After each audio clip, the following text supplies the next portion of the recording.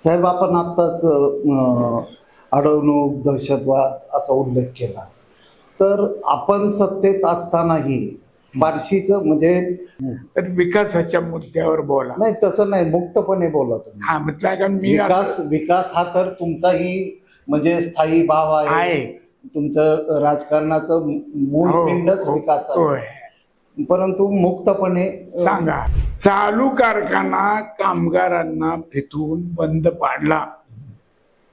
चालू कारखाना भोगावती, त्याचं आपण नंतर नाव संतनाथ ठेवलेलं. दुकानदारी दुसऱ्याला विकली तर त्यानं जी देणं केलेलं असेल पुढच्यानी ती द्यायची पहिल्या मालकाची कशी असेल जबाबदारी. खरं. पण साहेब, आता या दोन्ही कारखान्यामुळं आपल्या तालुक्यातल्या ऊस उत्पादक शेतकऱ्यांना जो त्रास झाला, आर्थिक फटका बसला, किंवा त्यातून तुमच्याबद्दल जे समज निर्माण केले गेले, त्याबद्दल तुम्ही तालुक्यातल्या शेतकऱ्यांना काय सांगताय? त्याचं कारण आहे, चर्चा नसते. चर्चा सर्वसामान्य माणसांच्या मी संपर्कात होतोच आणि त्यामुळं मलाही कोरोना झाला. बिगर संपर्काच्या माणसाला कोरोना होत नसतो राजा भाऊ.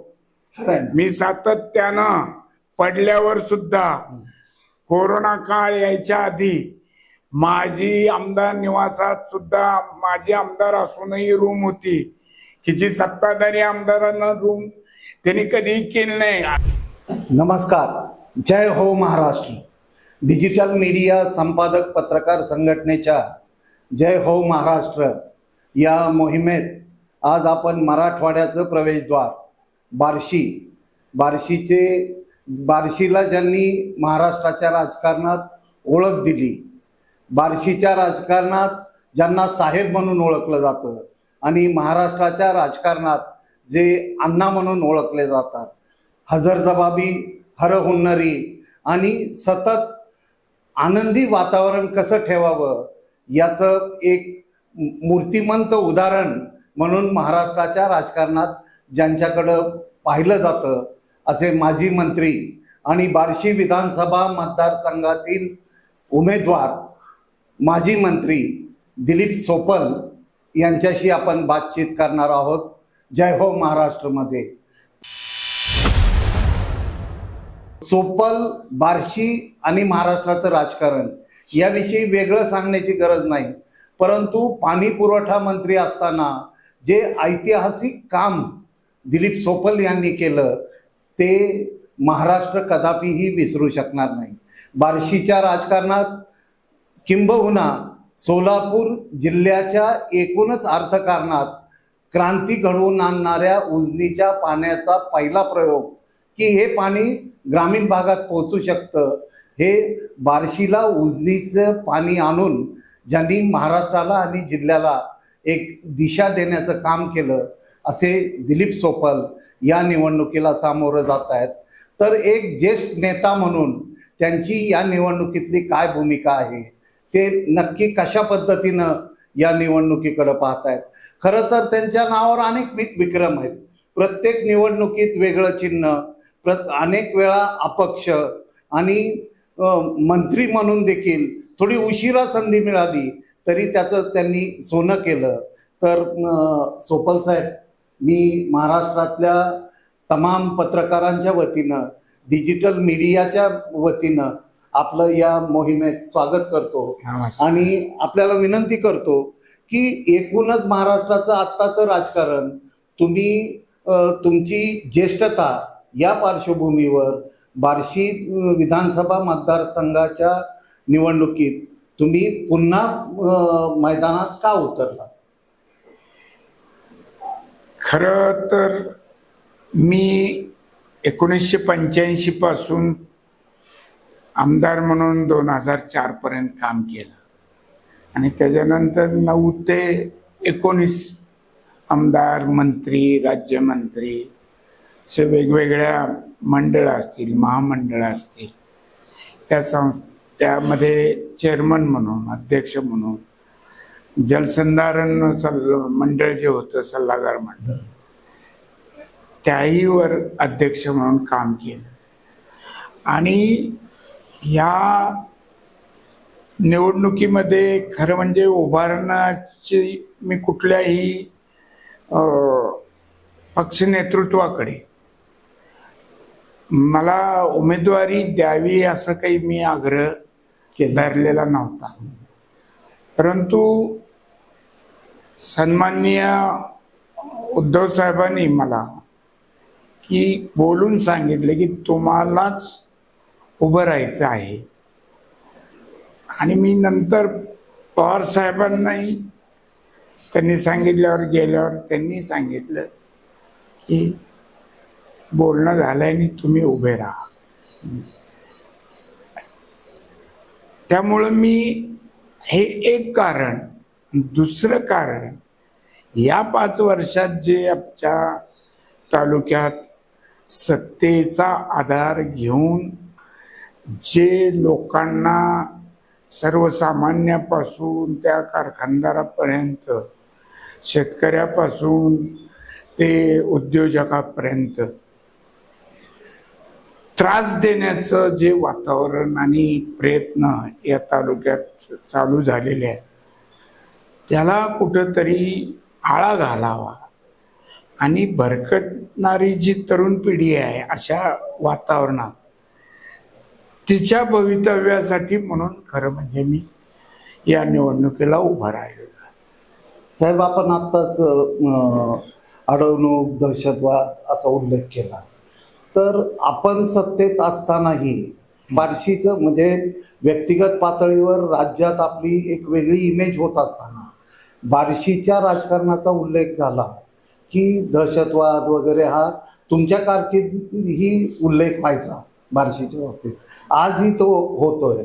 तर एक राजकारणी म्हणून बार्शी तालुक्यातल्या राजकारण्यांची ही जबाबदारी नाही का की बार्शीचा दहशतवाद किंवा सोडाचं राजकारण या ज्या गोष्टी जिल्ह्यात, राज्यात सतत चर्चेला जातात, हे पुसून टाकण्याचं खरं म्हणजे याची सुरुवातच मुळात म्हणजे 1985 माझ्यावर किंवा माझ्या कुठल्याही घरच्यांवर कधीही कुठलेही असे आरोप किंवा FIR नोंदलेली आहे असा भाग नव्हता. हे सगळा भाग आधी राजकारणी आम्ही एकमेकावर उभारलो होतो. बाबूराव आप्पा गाडेगावकर होते, किसनराव देशमुख होते, प्रभाताई झाडबुके. आम्ही म्हणजे एकमेकाच्या विरुद्ध लढलो. पण आमच्या दोघांकडनं ह्या सगळ्या मंडळीची माझ्याबद्दलची अशी तक्रार ही कधी आली नाही. 1999ला ज्यावेळेस प्रतिस्पर्धी उमेदवार थोडक्या मताने हरले, मी थोड्या मताने जिंकलो. तिथून त्या तहसीलदारच्या घरावर हल्ला करून तिथं काहीतरी वेगळं काहीतरी घडलंय असा प्रकार बार्शी तालुक्यात पसरवण्याचा जो प्रयत्न झाला, तिथून ह्याला राजकारणाला त्यांच्या एंट्रीमुळे हे वेगळं वळण लागलं. आणि त्यांनी सांगितलं की काहीतरी गडबड करून ती निवडणूक जिंकली. याच्यावर ते कोर्टात गेलते आणि हायकोर्टात हे सिद्ध झालं की पोस्टल मतदानाच्या मतमोजणीत कुठलाही गैरप्रकार झालेला नाही. हायकोर्टाने सिद्ध केलंय. त्यामुळे मी त्याच्यावर काही बोलावं त्यापेक्षा सन्माननीय नामदार कोर्टानेच त्याचा खुलासा केलेला आहे. आणि 2004ला माझा पराभव झाला. अँटी इन्कम्बन्सी होती, पण सत्ता नव्हती. विरोधी व्यक्तीकडे सत्तेवर आलेलं होतं ते काँग्रेस राष्ट्रवादीचं सरकार. त्यावेळेस मी पदावर नसताना सुद्धा चांगलं काम करण्याचा प्रयत्न केलेला आहे. आणि माझं म्हणणं असं आहे की दुसऱ्यावर गुंडगिरीचे आरोप करण्यापेक्षा आपल्या ॲफिडेव्हिट मध्ये गुंडगिरी, दहशत, अवैध व्यवसाय हे जरा वाचून पाहावेत. FIR कुणाविरुद्ध कसले नोंदले गेलेले. माझ्या विरुद्ध कारण नसताना एक केस मार्केट कमिटीत मी भ्रष्टाचार केला म्हणून त्याचा चौकशी अधिकाऱ्यांनीच रिपोर्ट कोर्टात दिलेला आहे की याच्यात काही तथ्य नाही म्हणून, आणि ते पेंडिंग आहे. पण माझ्या विरुद्ध कधी कुणाला मारहाण झाली अशा प्रकारच नाही. 2004च्या लोकसभेच्या निवडणुकीच्या वेळेस कुठेतरी कुसळमला भांडणं झाली. आम्ही सगळे घरात होतो त्यावेळेस बार्शी. तरी माझ्या थोरल्या बंधूचं आणि पुतण्याचं नाव खोटी केस 307 मध्ये दाखल केलं, ज्याच्यावर पोलिसांनीच 169 केलं. म्हणजे मी आमदार नसताना सुद्धा. त्यामुळं स्वतःच जे उद्योग करायचे आणि एक खोटं 10-100 वेळा ते सांगायचं आणि खरं वाटावं असं वातावरण निर्माण करायचं, हा प्रयत्न विरोधकाचा 2004 पासूनचा आहे. नाही, ज्या वेळी आपण आमदार झालात, मंत्री झालात, बार्शी तालुक्यानं लक्षात ठेवावं असं कुठलं काम तुम्ही केलं? आता तुमचा मी हे वाचलं मुलाखत कशाची आहे, तर विकासाच्या मुद्द्यावर बोला. नाही तसं नाही, मुक्तपणे बोला तुम्ही. म्हटलं का मी विकास हा तर तुमचाही म्हणजे स्थायी भाव आहे. तुमचं राजकारणाचं मूळ पिंडच विकास आहे. परंतु मुक्तपणे सांगा. तर आमदार म्हणून, मंत्री म्हणून बार्शी तालुक्यासाठी केलेली यादगार कामं तुमची कोणती सांग. 85ला मी ज्यावेळेस पहिल्यांदा आमदार म्हणून निवडून आलो, त्यावेळेस आमदार म्हणून 86च्या प्रचंड दुष्काळात बार्शी शहराला प्यायचं पाणी अजिबात नव्हतं. आणि त्यानंतर त्याला पर्याय योजना, कारण पाथरी जवळजवळ आटत आलेलं होतं जिथून पाणी पुरवठा. मग सगळ्याच्या विचारविनिमय रामचंद्र भाऊ सोमानींच्या कारखान्याच्या ऑफिसवर आम्ही ठराविक मंडळी बसलो आणि याला पर्याय काढण्यासाठी म्हणून मुकुंदराव दादा दीक्षित ज्येष्ठ पत्रकार होते, बारबोले अण्णा होते, तुकाराम बापू शिंदे होते, बरीच मंडळी बसलेली होती. आणि मग मी म्हणलं की कुरडव इतर कुठंतरी सांगायचे की ह्या धरणावरनं जवळच्या आणू, त्या धरणावरनं आणू. पण मी म्हणलं ते काय, त्या धरणात सुद्धा पाण्याचा शाश्वत जो स्रोत आहे तो शाश्वत नाही.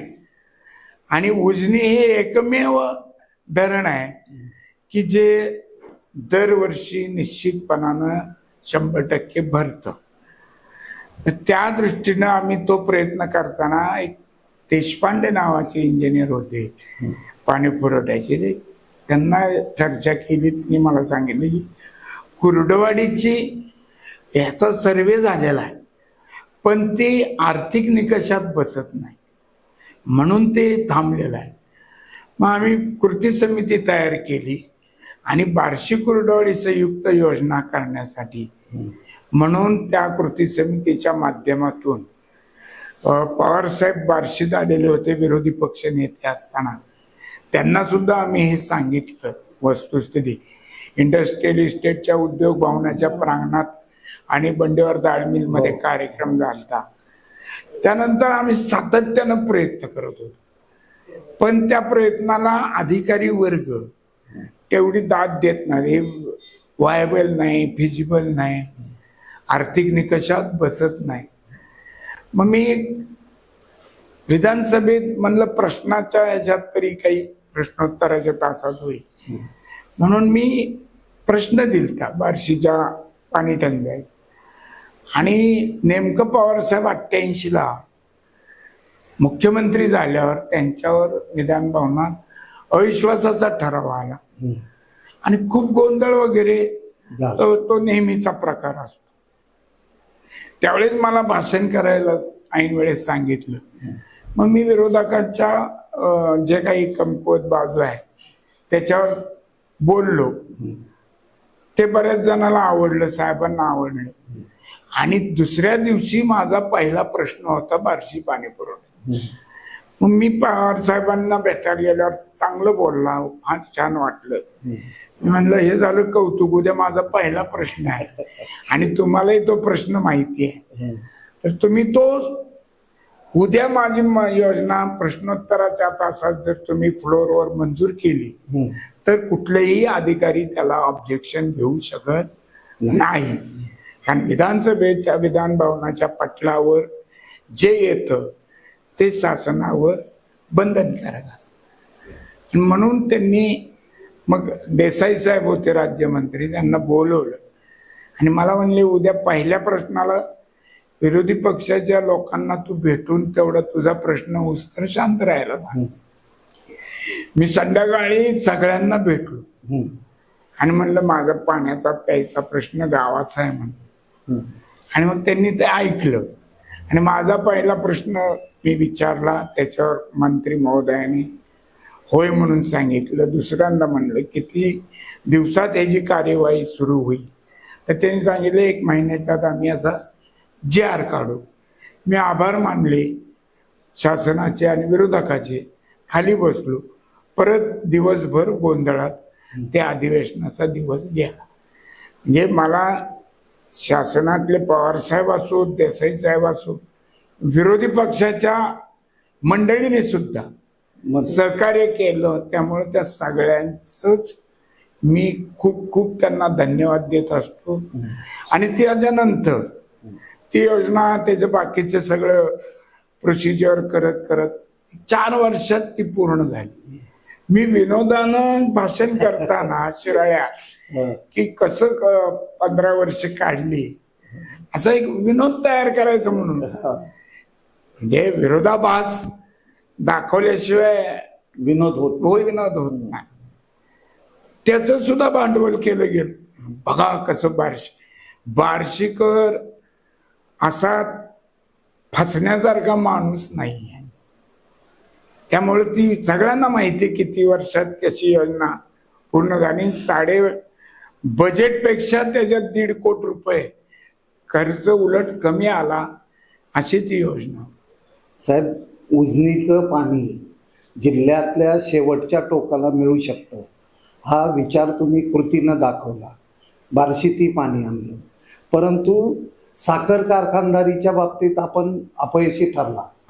तर ही खंत जशी आपल्याला आहे तशी तालुक्यातल्या प्रत्येकाला आहे की आपल्या तालुक्यात साखर कारखानदारी यशस्वी झाली नाही. तर त्याची जबाबदारी आपण लोकनेता म्हणून स्वीकारता का? नाही, कसं आहे, जबाबदारी स्वीकारावं लागतेच, पण त्याच्या पाठीमागं हे अयशस्वी व्हायची कारणं सुद्धा समजून घेणं महत्वाचं आहे. भोगावती कारखान्याचं जेवढं मुद्दल तेवढंच व्याज घ्यायचा निर्णय विलासराव देशमुख साहेबांच्या बरोबर आम्ही चर्चा करून केला. बाकीचं सगळं कर्ज माफ केलं, शासनाचंच होतं.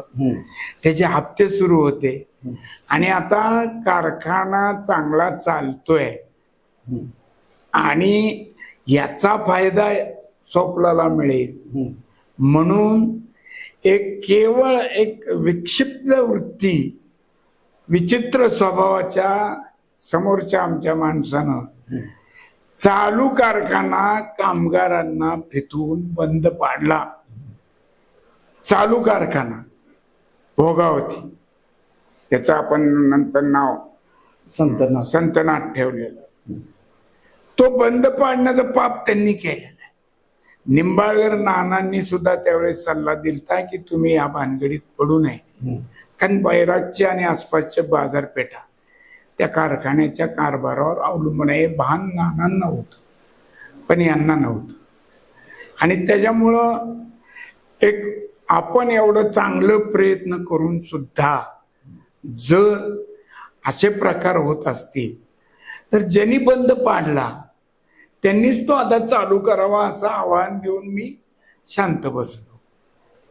आणि त्यामुळं पूर्ण जबाबदारी माझी नाहीये, कारण मी प्रयत्न केलाय, प्रामाणिक प्रयत्न केलाय.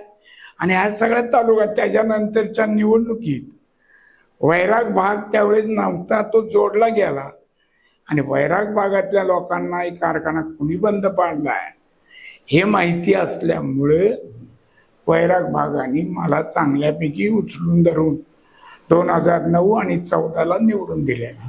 त्यामुळं हा मुद्दा माझ्यावरच्या आरोपाचा माग. नाही, याच मुद्द्याला धरून खाजगी कारखाना देखील तुमचा अयशस्वी ठरला. त्याचं कारण दुष्काळ. त्याचं कारण तालुक्याला अजून खात्रीचा ऊस पुरवठा होईल अशी योजना पूर्ण न होता माझा खरा विरोध होता की तो काढायचा, आणि त्यामुळे मी सभासद सुद्धा झालो नाही त्याचा. पण केवळ लागोपाठ 2 वर्ष दुष्काळाचा फटका बसल्यामुळे तो त्याचं आर्थिक गणित नुकसानीत आलं आणि त्यामुळं तो विकावा लागला. आणि ज्याला विकला त्यानं त्याच्या कंपनीचं नाव लावून म्हणजे तो कारखाना चालवला 1 वर्ष. त्याचं काही शेतकऱ्याची बिलं त्यांनी दिली नाही, आणि जस काय मीच बुडवलेत शेतकऱ्याची बिलं असा प्रचार राजेंद्र राऊत आणि कंपनीनं केला. आणि माझ्या विरुद्ध केवळ खोटं नॅरेटिव्ह पसरवण्याचं काम त्यावेळेस केलं. आणि ज्यावेळेस तो कारखाना बजरंग बाप्पा सोनवणे यांनी घेऊन सगळ्यांची बिलं त्यांनी दिली, त्यावेळेस लोकांच्या लक्षात आलं की आपल्याला फेक नॅरेटिव्ह मध्ये आपण वावत गेलो. कुणी म्हणत नाही मी एखादी दुकानदारी दुसऱ्याला विकली तर त्यानं जी देणं केलेलं असेल पुढच्यानी ती द्यायची पहिल्या मालकाची कशी असेल जबाबदारी. पण साहेब, आता या दोन्ही कारखान्यामुळं आपल्या तालुक्यातल्या ऊस उत्पादक शेतकऱ्यांना जो त्रास झाला, आर्थिक फटका बसला, किंवा त्यातून तुमच्याबद्दल जे समज निर्माण केले गेले, त्याबद्दल तुम्ही तालुक्यातल्या शेतकऱ्यांना काय सांगताय? मी काही न सांगता काही काळच जावा लागतो राजाभाऊ काही गोष्टी कळायला. मी किती ओरडून सांगितलं, सांगण्याचा प्रयत्न केला, पण शेवटी कसं आहे, आर्थिक फटका बसलेल्या माणसाला ते लवकर लक्षात येत नाही. त्याला त्याची काळजी स्वतःची असणं स्वाभाविक आहे. त्याला नंतर कळलं ना की कुणी बुडवलं होतं आणि त्या कुणी दिली, आणि माझा काही त्याच्याशी त्या बिल थांबवण्याशी काही संबंध नव्हता. साहेब, 2000 तुमचा पिंड हा अगदी 1978 पासून एक पवारांचा, शरद पवार साहेबांचा लढवय्या, निष्ठावंत कार्यकर्ता, लाडका कार्यकर्ता असा तुमचा प्रवास राहिलेला आहे. तरीही तो लढवय्या तुमचा पिंड 19 मध्ये लुप्त झाला. तुम्हाला अनेक तुमचे सहकारी सोडून गेले. ते असं काय घडलं की ते सगळे सोडून गेले? सगळे सोडले नाहीत. ज्यांची पोट जास्त भरली त्यांना अपचन झालेले सोडून गेले, आणि ते 2 हाताच्या बोटावर मोजण्या एवढेच आहे. 11वा सुद्धा सापडायचा नाही. नाही, पण जे काय 2-4 गेले म्हणजे त्यांच्या पाठीमाग सगळा तालुका गेला असं नाही. आणि जे गेले त्यांच्यातल्याही अनेकांना जाणीव झालेली आहे की आपला निर्णय चुकलेला. साहेब, पण 2019 म्हणजे त्या निवडणुकीच्या पराभवानंतर तुम्ही म्हणजे पक्षीय राजकारणापासून अलिप्त राहिलात. बार्शीच्या राजकीय किंवा सामाजिक चुकीचं आहे तुमचा प्रश्न कळला. अलिप्त नव्हतो हा सुद्धा आरोप मी पत्रकारांनी सुद्धा नीट त्याचा विचार करून प्रश्न विचारला पाहिजे. त्याचं कारण आहे, चर्चा नसते. चर्चा सर्वसामान्य माणसांच्या मी संपर्कात होतोच, आणि त्यामुळं मलाही कोरोना झाला. बिगर संपर्काच्या माणसाला कोरोना होत नसतो राजाभाऊ. मी सातत्यानं पडल्यावर सुद्धा कोरोना काळ यायच्या आधी माझी आमदार निवासात सुद्धा माझी आमदार असूनही रूम होती की जी सत्ताधारी आमदारांना रूम त्यांनी कधीही केली नाही. अजूनही मी त्या ठिकाणी कामानिमित्त जातच होतो ठाकरे साहेब मुख्यमंत्री असताना. आणि त्यावेळेस वैरागचा ग्रामीण रुग्णालयाचा प्रश्न अमरराजे निंबाळकर आणि त्यांचे सगळे सहकारी यांना घेऊन मी राजेश टोपे यांची आरोग्यमंत्र्याची पर्यंत फाईल पोचून सही करून मंजुरी घेऊन तोही प्रश्न त्या ठिकाणी सोडून आदरणीय मुख्यमंत्र्याकडे पाठवलं गेलं. पण त्यामधल्या काळात ते सगळा प्रोसिजर पूर्ण व्हायच्या आधी ते सरकार पडलं. आणि कोरोना काळात सुद्धा मी कार्यरत होतो. प्रत्येक कलेक्टरच्या मिटिंगला मी हजर असलेले आजही व्हिडिओ आहेत, बातम्या आहेत. मी नव्हतो असं नाही. आणि इवन मी आणि मिरगणे साहेबांनी मिळून रेणुका मंगल कार्यालयामध्ये परगावचे जे येणारे पेशंटचे नातेवाईक त्यांची राहण्याची आणि जेवणाची व्यवस्था आम्ही स्वखर्चाने दोघांनी केलेली आहे. कार्य एवढंच काय, कलेक्टरांनी पण विनंती केलं, कॅन्सर हॉस्पिटलचा ॲज ए काय चेअरमन म्हणा, त्या आम्ही एक युनिट कॅन्सर हॉस्पिटलमध्ये कोरोनाचं सुरू केलं, कोविडचं. आणि अभिमानाने सांगतो, जेवढे पेशंट तिथं बरे झाले आणि घरी गेले त्यांचं सरासरी बिल 34,000 होतं, की जे कुठल्या हॉस्पिटलमध्ये नव्हतं. आणि जे दुर्दैवाने मयत झाले त्यांचा एकही रुपया आम्ही बिल त्यांना आकारलं गेलं नाही. हे काम आहे. नाही, निश्चितच हे. आणि मी संपर्कात असल्यामुळेच पेशंट झालो ना. अगदी बरोबर. मी जर घरात काचेच्या खोलीत बसलो असतो तर ते कोविड मला कशाला झाला असता. खरंय. तर साहेब, एकूणच आता 4,000 कोटीची कामं बार्शी तालुक्यात आणली गेली असं म्हटलं जातं. रस्ते झाले किंवा सिंचनाच्या बाबतीत एवढं काम विद्यमान आमदारांनी केलं असं सांगितलं जातं. तर तुमची बार्शी तालुक्याबद्दलची एकूणच विजन काय आता? कसं आहे, सांगणं आणि अस्तित्वात असणं ह्याच्यात जमीन आसमानाचा फरक आहे. 4,000 कोटी कशाला म्हणतात, त्यातली किती कोटीची कामं इथं बाबा सुरू झाली, अर्धी आहेत, पूर्ण झाली, ह्याचा काही लेखाजोखा नाही. प्रस्तावित आहे, मंजुरीसाठी पडून आहे. हायच बोर्ड जास्त आहेत. आणि ज्या निधी हा जिल्हा नियोजन मंडळातनं येतो किंवा केंद्राचा डायरेक्ट ग्रामपंचायतीला 15वा वित्त आयोग वगैरे येतो, याच्यात आमदारांनी श्रेय घेण्यासारखं काही कारण नाही. तो काही त्या 4,000 धरायचा नसतो. लक्षात आलं का? तुम्ही नुसतं आणि पाटबंधाऱ्याची म्हणतात सिंचनाची कामं. कुठलं ठळक धरण झालंय या तालुक्यात? एक तरी ठळक. आणि जे तुमचं बंधारे, आता 101 बंधारे आता मुख्यमंत्र्यांकडनं काल आश्वासन घेतलं, चांगली गोष्ट आहे त्यांनी आश्वासन देणं आणि यांनी मांडणं.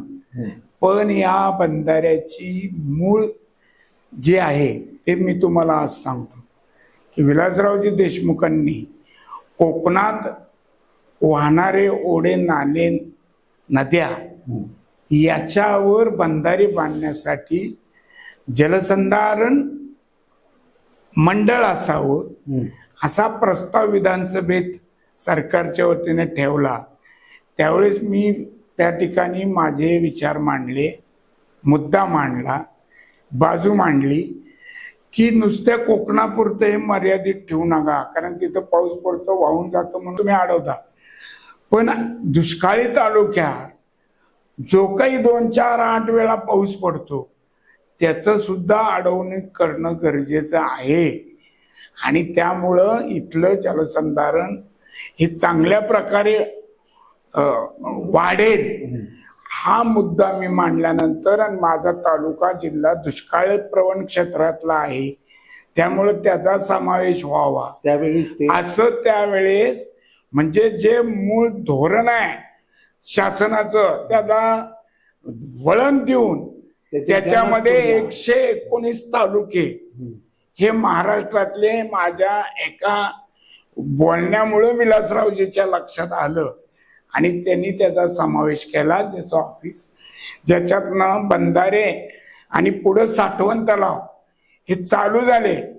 म्हणजे एखादी योजना राज्यातल्या कुठल्या भागाला गरजेची आहे हे मुख्यमंत्र्यांना सांगणं आणि त्यांनी मान्य करणं हा धोरणात्मक निर्णय झाल्यामुळं पुढे 101 काय 1001 बंधारे होतील. तुम्ही 101 सांगता, माझ्या काळात तर मी म्हणजे अगणित बंधारे केलेले आहेत. त्यातला पहिला बंधारा हा डीपीसीच्या निधीतून 85-86 मध्ये निळकंठेश्वराच्या पायथ्याशी चिंचोली गावासाठी बांधलेला आहे. रामलिंगच्या डोंगरातनं येणाऱ्या त्या उगमाच्या स्रोत पाणी पुरवठा योजना, तातडीच्या पाणी पुरवठा योजना सातत्यानं नुसतं बार्शी शहरच नाही ग्रामीण भागात सुद्धा ते केलेले आहेत. साहेब म्हणजे आपण शतायुषी व्हावं हे तुमच्यावर प्रेम करणारा तुमचा एक मित्र म्हणून राज्याचा पत्रकार म्हणून माझी भगवंतचरणी प्रार्थना आहे. राजकारणात ज्येष्ठता किंवा राजकारणात निवृत्तीचं वय नसतं तरीही आपण आपला राजकीय वारसदार म्हणून कुणाकडे पाहतो? आता वारसदार हा असा काही ठरवून कुठला होत नसतो. त्या एखाद्या माणसाच्या हाताखाली किंवा घरात तच तो असेल असंही सांगता येत नाही, नसेल असंही सांगता येत नाही. पुढच्या पिढीनं आपापल्या कर्तबगारीवर या क्षेत्रामध्ये काय म्हणायचं त्याला काम केलं आणि लोकांनी स्वीकारलं तरच त्याला वारसदार म्हणता येत. ह्या काही राजा एखादा बादशाह राजा मेल्यावर त्याच्या पोराला नातवाला अजून कुठं भावकीतल्या पोराला त्या गादीवर बसवा अशी लोकशाहीतली ही गादी नाही, लोकप्रतिनिधीची नाही. त्याच्यामुळं जो काम करेल तो पुढे येईल. आणि माझ्या असंख्य अशी तरुण पिढीतले सहकारी आहेत, त्यातला कुणी आला तरी तो दिलीप सोपलचा वारसदार असणार असं माझं मत आहे. साहेब बार्शी तालुक्यातल्या जनतेला हे कारण महाराष्ट्राच्या राजकारणातली खूप एक ऐतिहासिक अशी ही 2024ची विधानसभा निवडणूक आहे. बार्शी तालुक्यातल्या मतदार बंधू भगिनींना आपण काय विनंती करा? त्याच्या आधी एक विकासाचं काम राहिलं तुमच्या प्रश्नात म्हणून सांगतो. सांगा ना. की ज्या वेळेस पाणी पुरवठा योजना बार्शीला आणली त्यावेळेस त्याचा अभ्यास करताना माझ्या डोक्यात होतं की उजनीचं पाणी भीमेचं पाणी सिनेमध्ये सोडलं पाहिजे. आणि त्यामुळं मी त्याचा पाठपुरावा केला कारण त्याच्यामुळे आपल्याला ते टोपोशीट माहिती होतं पिण्याच्या पाण्याच्या योजनेमुळं. सोडल नावाचे एसी होते आणि त्यांच्याशी आम्ही चर्चा करून सगळे टोपोशीट घेऊन नकाशे घेऊन बसलो होतो. आणि त्यावेळेस त्यांनी मला सांगितलं की हे बोगदा काढला तर बरोबर सिनेत त्या ठिकाणी पाणी स्पॉट सुद्धा दाखवलं. आम्ही बघायला गेलो आणि ते होऊ शकतं. मग 94 साली पवार साहेब मुख्यमंत्री होते, त्यांना मी सगळं माझी योजना त्यांच्या पुढे नेऊन मांडली. त्यांनी ते बघितल्यावर त्यांच्या खात्याच्या चीफ इंजिनियरनी विरोध केला पण त्यांनी काय ऐकलं नाही. आणि मी म्हणलं कायमची होईल, ते उपसून नदीतून नदी जोडणं हे बिलं परवडणारी नाहीत शेतकऱ्यासाठी. म्हणून बोगदा कायमचा होईल आणि पाणी कायमचं राहील. आणि त्यामुळे 94 साली परत पवार साहेबांनी जिल्ह्यातल्या त्यावेळेच्या प्रमुखांची मिटिंग बोलवली आणि उजनीचा पाणी किती आतापर्यंत कुठल्या तालुक्याला आहे आणि किती शिल्लक आहे त्याचं वाटप बार्शी तालुक्यात सहित सगळ्या तालुक्यांचं केलं. ते त्यावेळेसच झालं, त्याला मंजुरी दिली आणि 95ला मनोहर जोशी साहेब निवडून आले. हे सांगणं का गरजेचं आहे तर 95ला आम्ही अपक्ष आमदार जे होतो ज्यांनी शिवसेनेला पाठिंबा दिला त्यात बार्शी तालुक्यात म्हणण्यापेक्षा जिल्ह्यातून मी एकटा होतो. बबन दादा माझ्या बरोबर आधी एक दिवस आले आणि नंतर त्यांची काहीतरी अडचण झाल्यामुळे सहयोगी सदस्य म्हणून पत्र दिलेला राज्य विधानसभा अध्यक्षाला मी एकमेव आमदार. आणि त्यावेळी तुमची अट एकमेव होती की हे करा आणि आम्ही सगळे दुष्काळी तालुक्यातले जे पाठिंबा दिलेले होते आमच्या आग्रहामुळं मनोहर जोशी साहेबांनी कृष्णा खोरे महामंडळाची स्थापना करून कर्जरोखे उभारून त्याच्यातनं या टेंबू टाकारी बार्शी उपसा ह्या सगळ्या योजना त्यांनी मार्गी लावल्या. हे मी काही हे ऐतिहासिक काम काही खरं ते सांगितलं. ऐतिहासिक मी एकटाच होतो जिल्ह्यातून पाठिंबा देणार आणि परत गोपीनाथराव मुंडेंच्या सहकार्याने म्हणजे आग्रहाने डिगा मामा दहीगाव योजनेच्या अट ठेवून त्यांनी पाठिंबा दिला. त्यांनी ती मार्गी लावून घेतली. मुंडे साहेब मला वाटतं त्यावेळेस पाटबंधारे मंत्री, खडसे साहेब काही दिवस होते. या बोगद्याची हाईट सुद्धा वर खाली करण्याचा प्रयत्न पुणे जिल्ह्यातनं झाला. खडसे साहेबांनी मला बोलवलं आणि म्हणले तुझ्या पत्रावर 94ला हे मंजूर झालेलं आहे आणि आता त्याची उंची वर घ्या म्हणजे तिकडेही फायदा, खाली पाणी गेल्यावर तर बोगद्यात येणारच नाही. मग मी म्हणलं असं कसं होईल, पत्र द्या म्हणले. मग मी तिथं पत्र लिहिलं. मजकूर सुद्धा खडसे साहेबांनी सांगितला मला, मी त्यांना काय पत्र द्यायचं मी त्याप्रमाणे लिहिलं. करा खाली सही म्हणली, केली आणि त्यांना त्यांनी ऑर्डर करून टाकली. त्यामुळं त्या बोगद्यामध्ये अनेक दिवस पाणी येऊ शकतं पातळी खाली गेली तरी. आणि त्याच्यामुळं सिनेला कॅनॉलचा दर्जा मिळाला, लांबपर्यंत पाणी गेलं. 4-5 जे तालुके उरलेल्या पाण्यापासून वंचित होते ते मिळण्याचं काम झालं. आपल्या जिल्ह्याच्या दृष्टीनंच नाही तर पाटबंधारे विभागात देखील तो ऐतिहासिक निर्णय. बोगदा कॅनॉल त्या किलोमीटरचा हा तसा नाविन्यपूर्ण प्रयोगच होता. आणि वाहतुकीचे बोगदे वेगळे आणि पाण्याचा बोगदा आहे.